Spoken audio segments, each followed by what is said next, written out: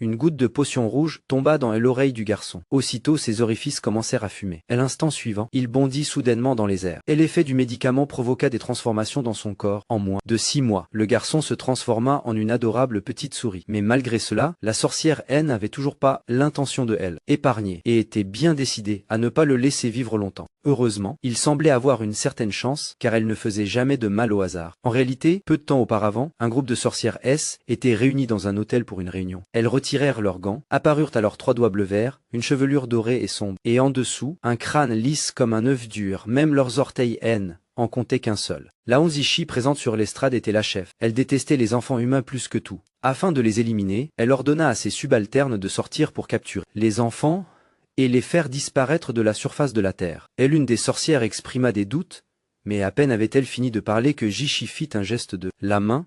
En un instant, la sorcière désobéissante fut réduite en cendres, sans laisser le moindre poil. Puis Onshi sortit une bouteille de potion rouge. Il suffisait d'en déposer une goutte sur un enfant pour le transformer immédiatement en petite souris. Cela effraya tellement le garçon caché sous la table qu'il en fit presque dans son pantalon. Juste à ce moment-là, Chichi sentit soudain l'odeur d'un humain. Terrifié, le garçon N n'eut même pas le temps de réagir.